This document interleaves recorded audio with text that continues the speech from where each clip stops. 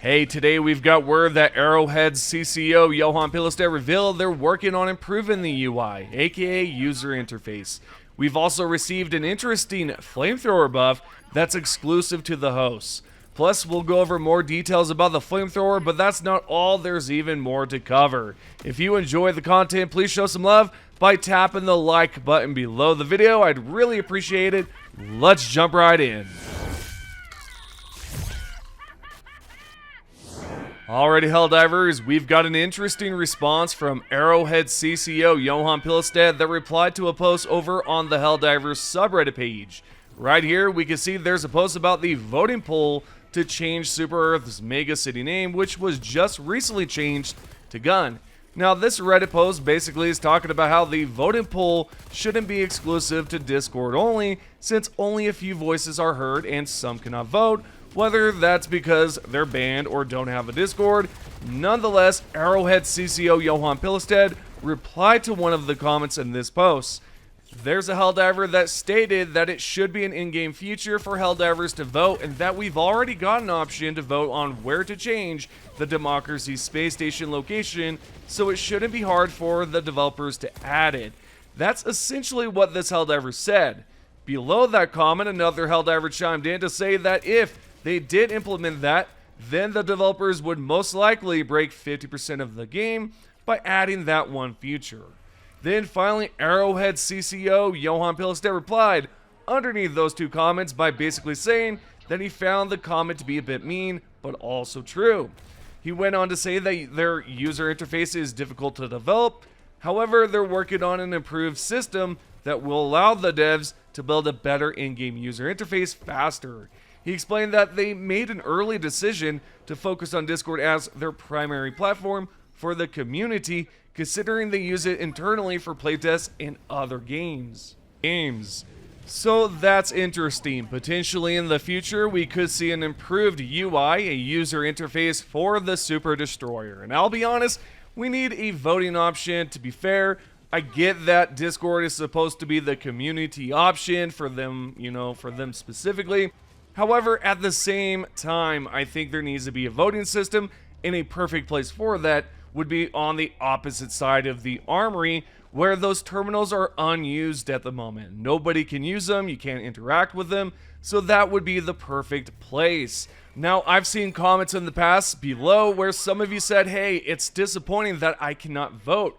What the heck's going on here? And I don't know, except for the fact that the Discord is their primary place for community interactions, and that's, I guess, one of the reasons.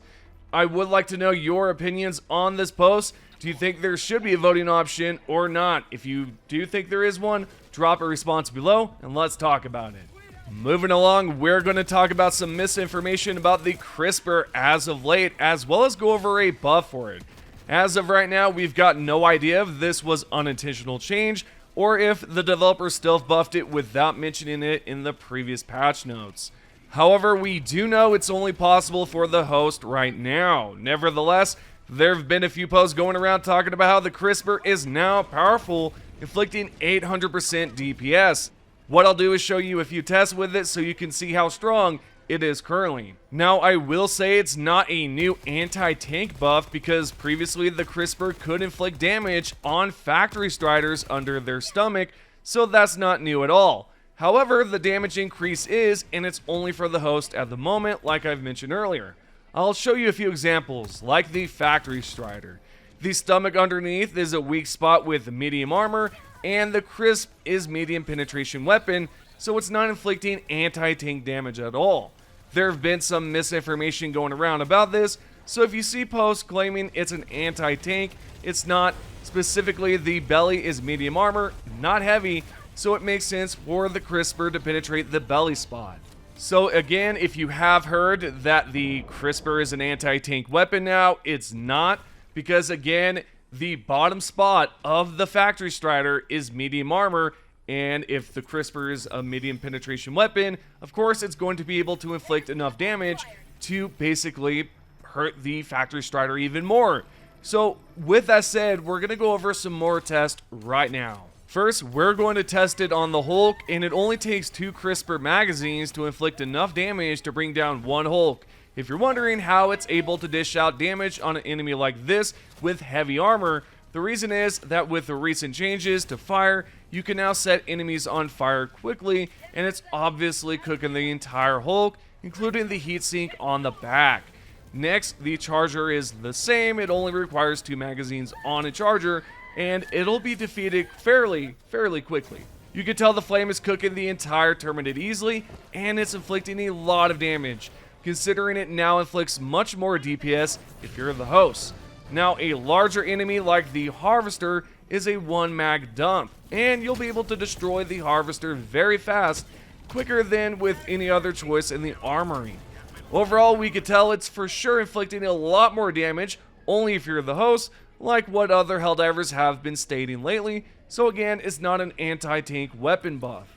With that being said, we're going to continue along and go over the recent dispatch for the minor order. We completed it yesterday, and in the dispatch, High Command informed us that winning the order has spurred citizens to new heights of patriotic generosity, and all Helldivers have been issued a free HMG emplacement stratagem slot.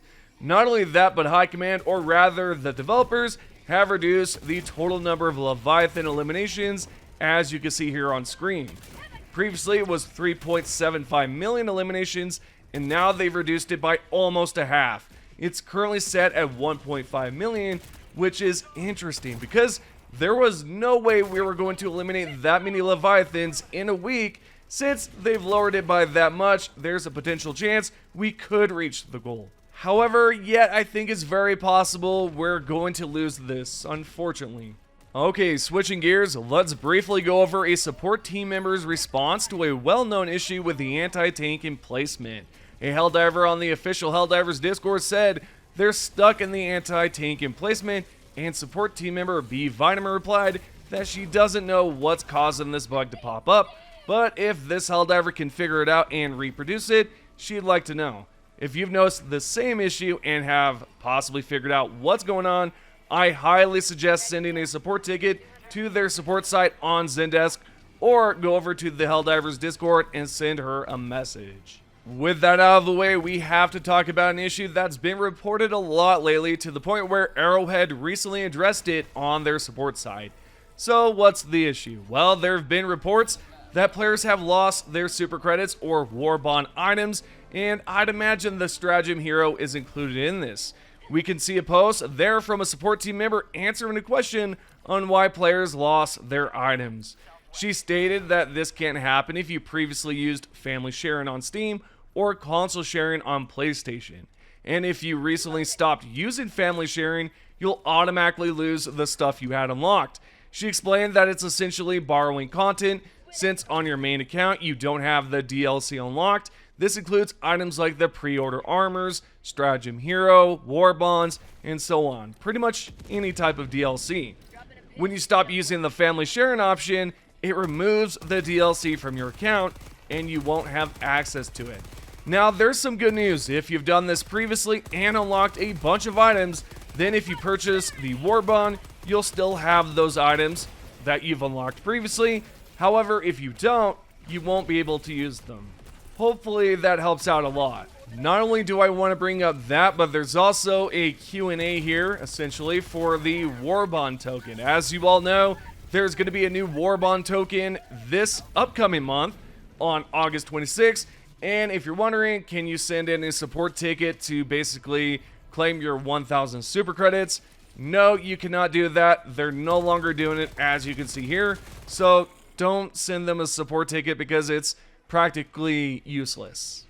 So how about we now kind of backtrack a little bit here and go over another post from B Vitamin in regards to ideas. As you all know, there's been several ideas that have been sent to the developers, and even Shams recently has explained that, hey, we don't have enough manpower to actually implement these ideas, and this is what B Vitamin said as well. They don't take player suggestions directly from players for a reason, and it's basically to let you guys know that they do read them and consider them, but the developers are already too busy, and it's not enough. So practically, it's the same situation here. They do not have enough manpower. Now, if they had a lot more developers they could implement a lot of content and changes pretty fast. But yeah, unfortunately, they can't do stuff like that. And if you have sent your ideas, it most likely won't be used, and they won't be able to implement it because, again, they don't have enough manpower. Alright, let's go ahead and talk about some DPS. Now, as you all know, or some of you may not know, the DPS for the Crisper, the flamethrower, basically any flamethrower right now in game, currently has the same DPS, which is 150 DPS, fire. Now, there's a Helldiver that asked about this, wondering why it's all the same, and to be honest, I don't have an answer for that. I believe it's just based because it's just fire, it's flame, I don't know. But it's a good question, and I don't know. If any of you have an idea, let me know. But we do know that there is a Super Destroyer ship upgrade that will increase the damage. So that's something to consider. But yeah, overall, I can't explain to you why it's different. If you have any comments about this, let me know below. Lastly, we've got the top 3 comments. First, from New King 5628. That wrote that the Helldiver that landed on Cyberstand 2 days ago was either General Brash or John Helldiver. Who knows? I can't explain it, honestly. Perhaps there's a developer out there that was trying some things out. The second top comment is by Spartan 555 that said that the minor order is probably more important than just the mage order, since some of the tasks are impossible to complete, I guess. And yeah, especially with the Leviathans and all that. And you wonder what the reward is for completing the minor order will be. And you already know it's just a free stratagem slot. So yeah, not much there. The last and final comment is by Kilashia 92. And you're wondering if anyone has issues with the evacuation extracts. Yes, I absolutely am. There's points where it'll go underneath, it'll fly around left and right, it'll just hover. It's completely ruined at the moment. That's a bug that needs a fix desperately. Anywho, I hope you have enjoyed the video. If you have, consider tapping the like button, subscribe, turn on notifications. I appreciate your support, especially if you tap the like button, and let me know what you think in the comments.